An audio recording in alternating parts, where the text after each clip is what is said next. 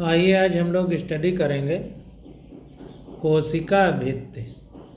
अगर इसको इंग्लिश में देखें तो बोलेंगे सेल वॉल। तो कोशिका भित्ति के बारे में चर्चा करेंगे। तो देखिए कह रहा है कि आपको याद ही होगा कि कवक व पौधों की जीव द्रव्य झिल्ली के बाहर पाए जाने वाली दृढ़ निर्जीव आवरण को कोशिका भित्ति कहते हैं। तो ये बात हमको ध्यान रखना है कि जो फंगस या जो प्लांट है, फंगस या प्लांट जो है उनमें जीव द्रव्य झिल्ली यानी प्लाज्मा मेम्ब्रेन के बाहर पाए जाने वाली जो दृढ़ निर्जीव आवरण होता है यानी खोल होता है उसी को कोशिका भित्ति कहते हैं। जैसे हम जब घर बनाते हैं तो ईंट से घर बनाते हैं, तो ईंट एक घेराव हो गया कमरे का, लेकिन उसके बाहर प्लास्टर करते हैं। तो जो प्लास्टर है वही हमारा सेल वॉल है। तो सेल को घेरने के लिए जीव द्रव्य झिल्ली यानी प्लाज्मा मेम्ब्रेन तो होती है, लेकिन उसके बाहर निर्जीव एक आवरण होता है, वो दृढ़ होता है, हार्ड आवरण जो होता है उसी को हम कोशिका भित्ति या सेल वॉल बोलते हैं। कोशिका भित्ति कोशिका को केवल यांत्रिक हानियों और संक्रमण से ही रक्षा नहीं करता है, बल्कि यह कोशिकाओं के बीच आपसी संपर्क बनाए रखने तथा अवांछनीय बृहद अणुओं के लिए अवरोध प्रदान करता है। तो जो सेल वॉल होती है हमारी, ये सुरक्षा तो प्रदान करती ही है, लेकिन सुरक्षा के अतिरिक्त ये दो सेल को आपस में संपर्क में रखने और अवकाश से ज़्यादा यानी जितना कोशिका के अंदर जाने की ज़रूरत है उससे बड़े अणुओं को कोशिका के अंदर जाने से रोकती है। शैवाल की कोशिका भित्ति सेलुलोज, गैलेक्टेंस, माइनॉन्स व खनिज जैसे कैल्शियम कार्बोनेट की बनी होती है, जबकि दूसरे पौधों में यह सेलुलोज, हेमीसेलुलोज, पेक्टिन व प्रोटीन की बनी होती है। तो वेरी मोस्ट इम्पॉर्टेंट ये आपसे पूछा जाएगा कि जो शैवाल है यानी एल्गी है उसकी जो सेल वॉल होती है वो सेल वॉल हमारी सेलुलोज, गैलेक्टेंस, माइनॉन्स व खनिज जैसे कैल्शियम कार्बोनेट की बनी होती है, जबकि दूसरे पौधों में सेलुलोज, हेमीसेलुलोज, पेक्टिन व प्रोटीन की बनी होती है। तो ये महत्वपूर्ण है, हमें पूछा जाता है कि शैवाल की कोशिका भित्ति किस चीज़ की बनी होती है। तो आंसर होगा कोशिका भित्ति में सेलुलोज, गैलेक्टेंस, माइनॉन्स व खनिज जैसे कैल्शियम कार्बोनेट आदि पाए जाते हैं, जबकि अन्य जो पौधे हैं उनमें ये सेल वॉल हमारी सेलुलोज, हेमीसेलुलोज, पेक्टिन व प्रोटीन की बनी होती है। नए पादप कोशिका की कोशिका भित्ति में स्थित प्राथमिक भित्ति में वृद्धि की क्षमता होती है, जो कोशिका की परिपक्वता के साथ घटती जाती है और इसके साथ कोशिका के भीतर की तरफ द्वितीय भित्ति का निर्माण होने लगता है। तो जो नई कोशिका है प्लांट की, उसमें क्या होता है, प्राइमरी सेल वॉल पाई जाती है जिसमें वृद्धि यानी ग्रोथ की क्षमता होती है, जो कोशिका की परिपक्वता के साथ घटती जाती है। जैसे जैसे सेल हमारी मैच्योर होती है वैसे वैसे इसकी ग्रोथ घटती जाती है। इसके साथ कोशिका के भीतर क्या होता है कि एक द्वितीय भित्ति यानी सेकेंडरी वॉल का निर्माण होने लगता है। तो इन बातों को हमें ध्यान देना है। अब देखिए आगे कह रहा है कि मध्य पटलिका मुख्यतः कैल्शियम कार्बोनेट की बनी सतह होती है, जो आसपास की विभिन्न कोशिकाओं को आपस में चिपकाए व पकड़े रहती है।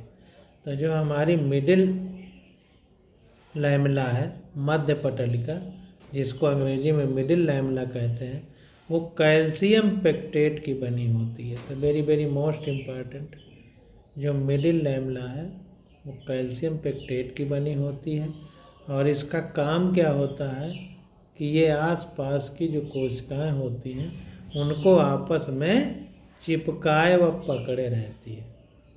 कोशिका भित्ति एवं मध्य पटलिका में जीव द्रव्य तंत्र यानी प्लाज्मोडेस्मेटा आप आड़े तिरछे रूप में स्थित रहते हैं, जो आसपास की कोशिका द्रव्य को जोड़ते हैं। तो very very most important plasmodesmata के बारे में क्वेश्चन पूछा जाता है।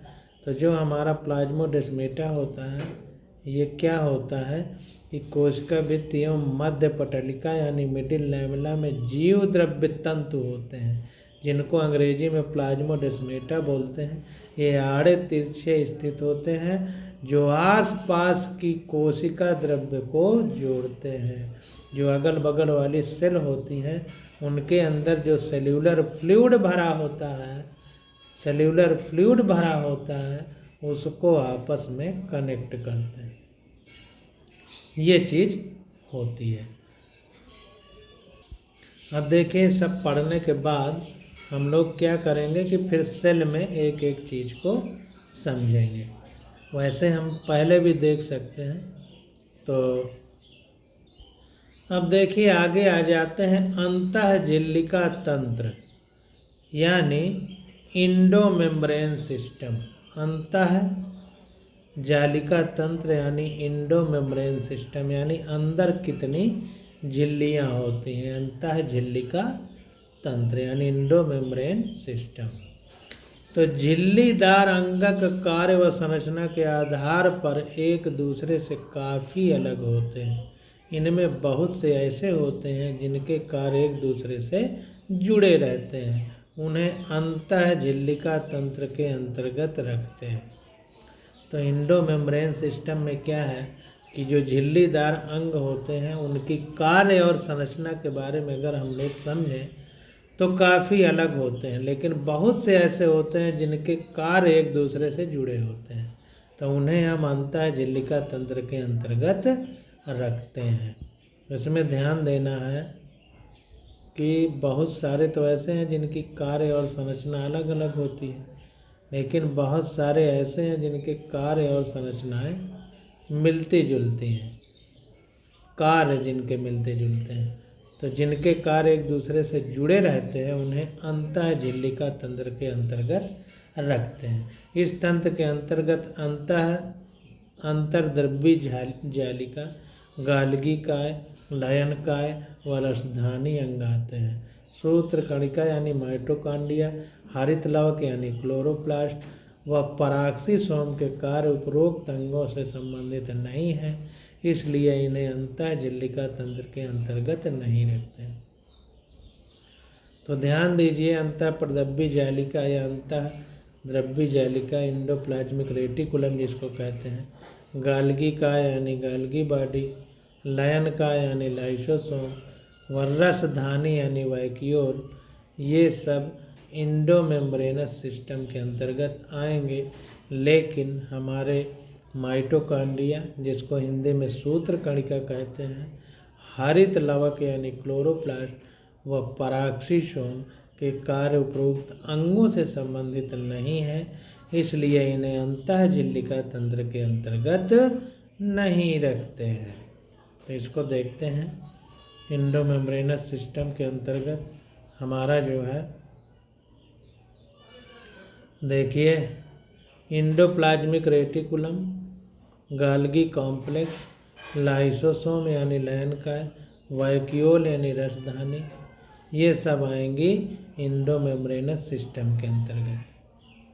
अंतःद्रव्य जालिका यानी इंडोप्लाज्मिक रेटिकुलम, जबकि mitochondria, chloroplast, peroxisome not coordinate with the above component.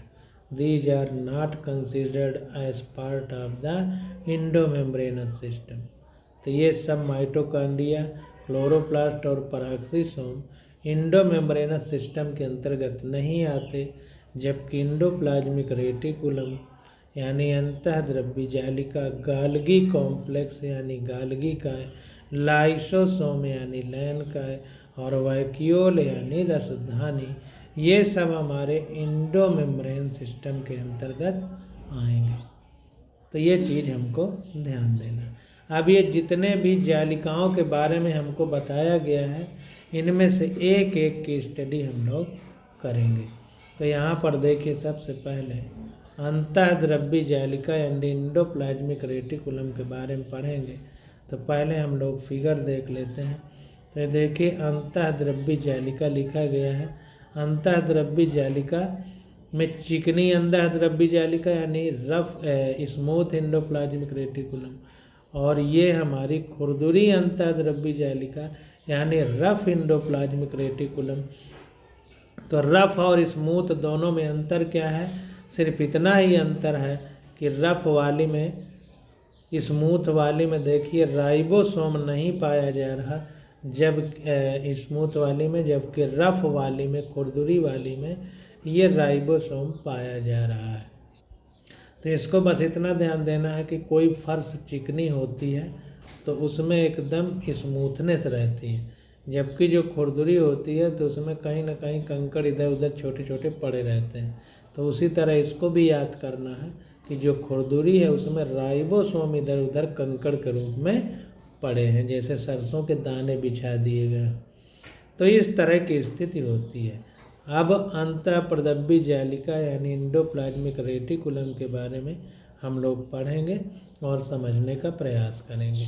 तो देखिए, यहाँ पर कह रहा है कि इलेक्ट्रॉन सूक्ष्मदर्शी के अध्ययन के पश्चात यह पता चला है कि यूकैरियोटिक कोशिकाओं के कोशिका द्रव्य में चपटे आपस में जुड़े थैली युक्त छोटी नलिकावत जालिका तंत्र बिखरा होता है, जिसे अंतःद्रव्यी जालिका यानी एंडोप्लाज्मिक रेटिकुलम कहते हैं।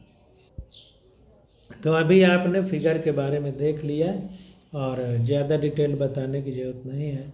प्रायः राइबोसोम अंतःद्रव्यी जालिका के बाहरी सतह पर चिपके रहते हैं। जिस अंतःप्रद्रव्यी जालिका के सतह पर यह राइबोसोम मिलते हैं उसे खुरदुरी अंतःद्रव्यी जालिका कहते हैं। राइबोसोम के अनुपस्थित पर अंतःद्रव्यी जालिका हमारी स्मूथ या चिकनी हो जाती है।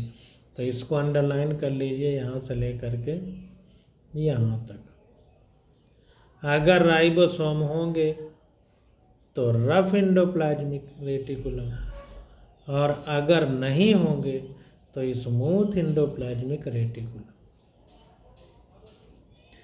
नहीं होंगे तो स्मूथ एंडोप्लाज्मिक रेटिकुलम। जो कोशिकाएं प्रोटीन संश्लेषण एवं श्रवण में सक्रिय भाग लेती हैं उन्हें खुरदुरी अंतःद्रव्यी जालिका बहुतायत से मिलती है। तो वेरी वेरी मोस्ट इम्पॉर्टेंट कि जिस सेल में प्रोटीन सिंथेसिस होता है उसमें रफ एंडोप्लाज्मिक रेटिकुलम ज़्यादा मिलती है, क्योंकि जो उसमें राइबोसोम पाया जाता है वो प्रोटीन सिंथेसिस में हेल्प करता है।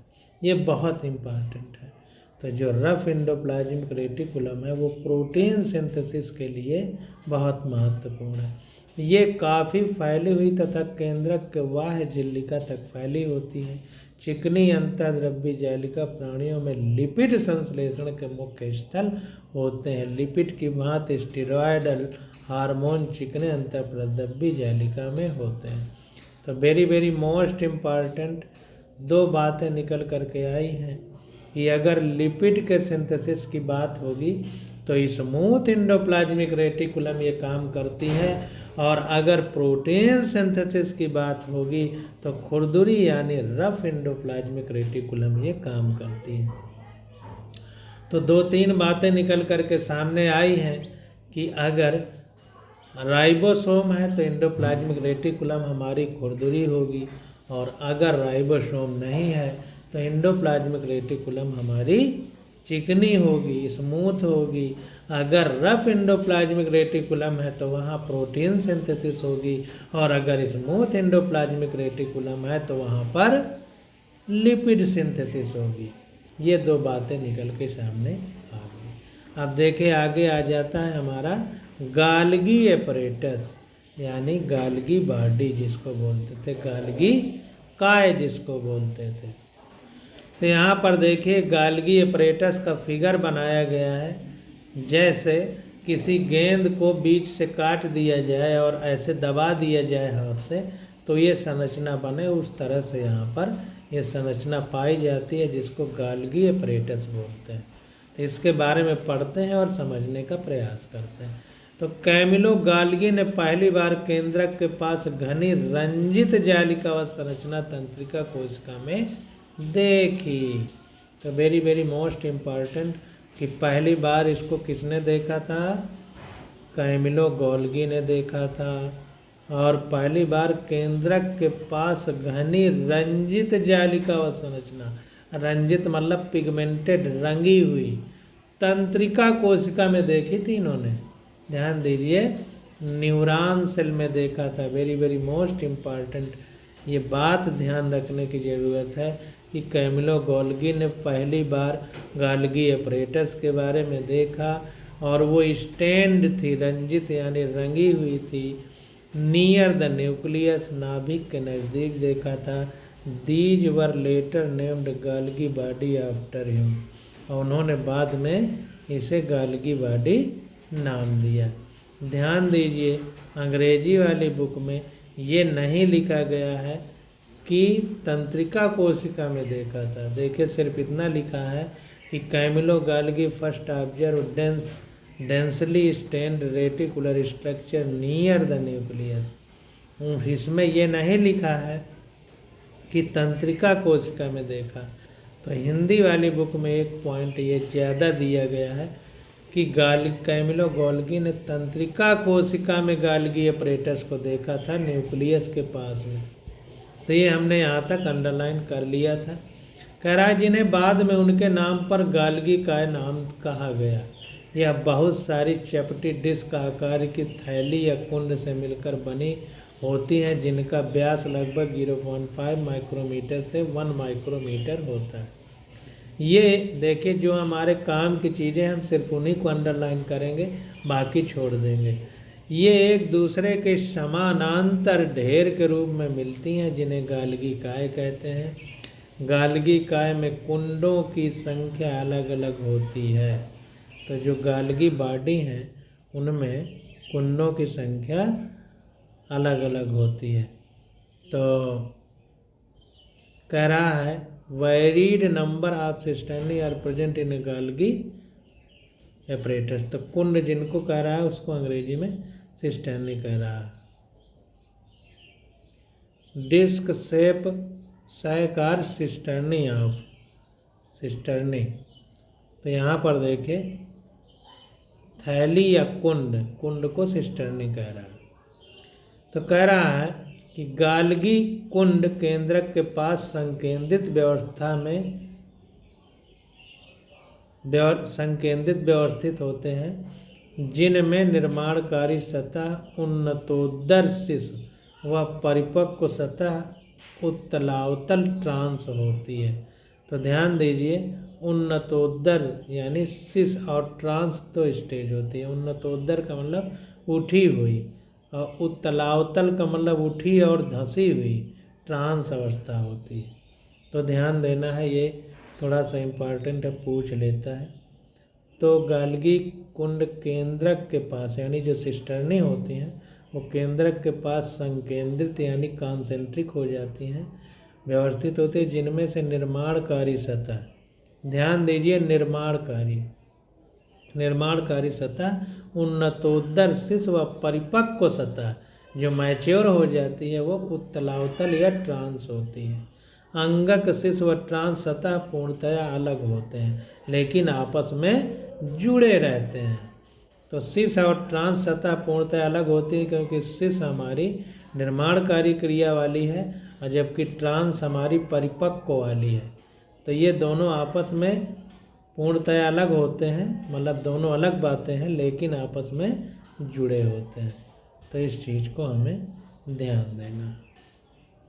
अब थोड़ा सा इंग्लिश में भी देख लेते हैं। तो देखें, यहाँ पर कह रहा है कि the Golgi cisternae are concentrically arrange near the nucleus with distinct convex cis. देखिए, जो कॉन्वेक्स होता है, उभरा हुआ कॉन्वेक्स, वो शिश होता है, कॉन्वेक्स शिश होता है। ध्यान दीजिएगा, शिश वाला ऊपर उभरा हुआ होता है।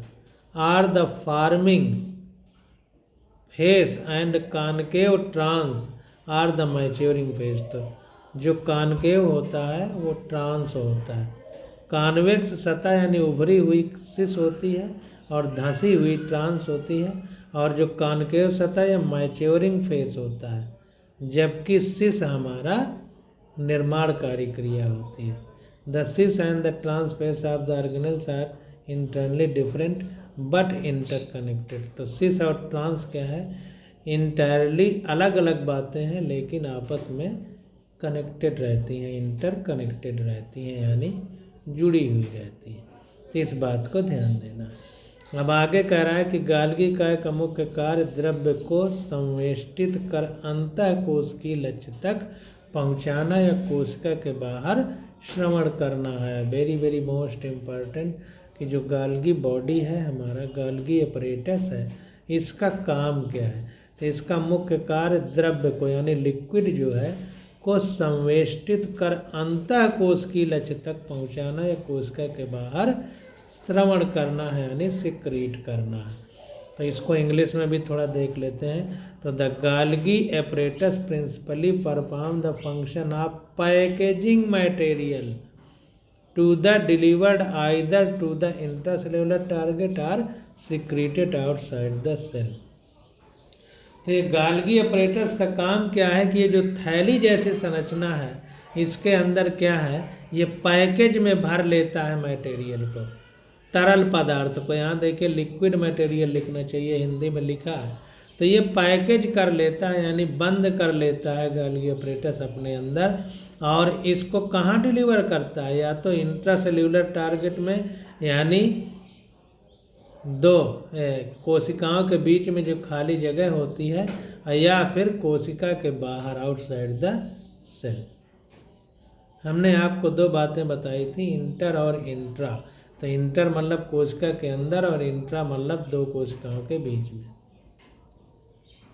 तो ये काम होता है गाल्गी अपरेटस का।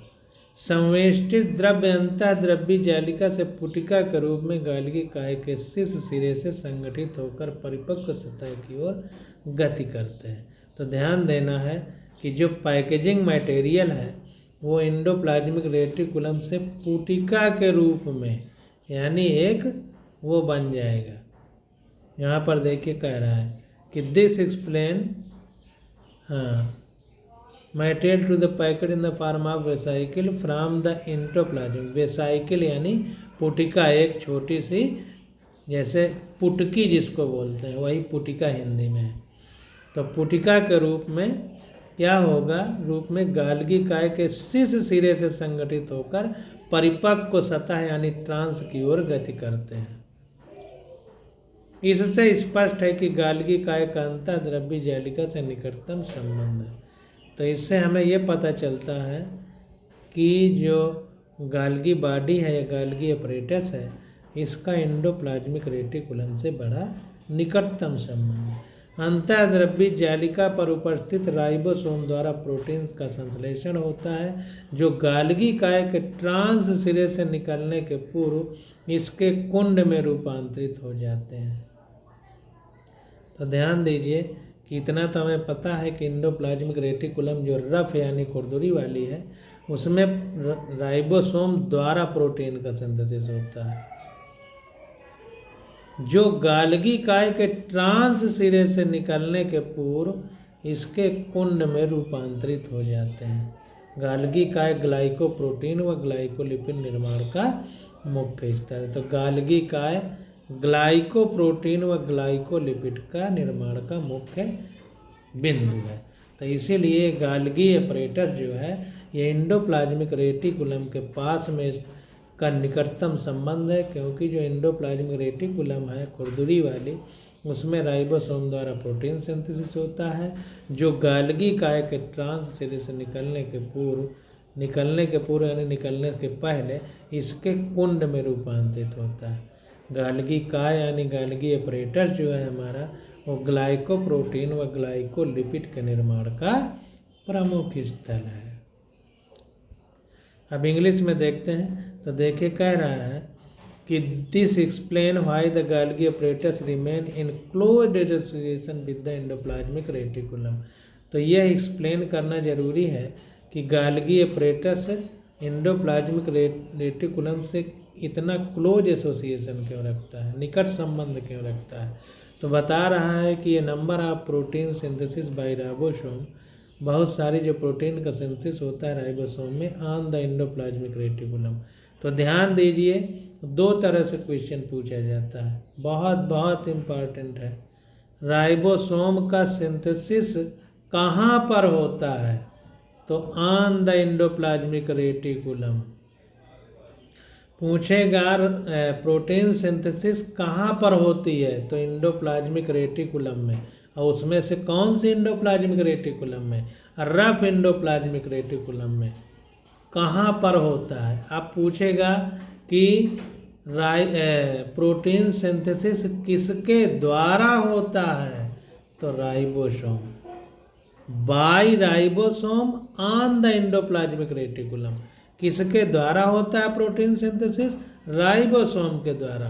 कहाँ पर होता है, रफ एंडोप्लाज्मिक रेटिकुलम में। तो दो सवाल पूछे जाते हैं, आप लोग गलती करते हैं, तो इसमें सुधार करना है कि राइबोसोम के द्वारा प्रोटीन सिंथेसिस होता है, लेकिन होता कहाँ है, रफ एंडोप्लाज्मिक रेटिकुलम में।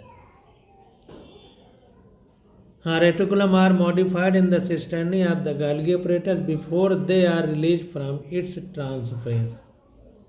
तो कह रहा है कि जो एंडोप्लाज्मिक रेटिकुलम है ये मॉडिफाई हो जाता है सिस्टर्नी में गाल्गी apparatus के ट्रांसफेज, मतलब रिलीज होने में ट्रांसफेज के पहले, बिफोर।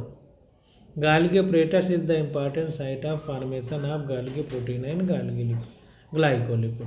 तो गाल्गी अपरेटस यानी गाल्गी काय जो है हमारा, ये ग्लाइको प्रोटीन और ग्लाइकोलिपिड के सिंथेसिस का मुख्य अखाड़ा होता है या मुख्य स्थल होता है। ये चीज़ निकल के सामने आ गई। अब आगे आ जाता है लयन काय यानी लाइसोसोम। तो इसकी स्टडी हम लोग अगले लेक्चर में करेंगे। आज बस यहीं तक।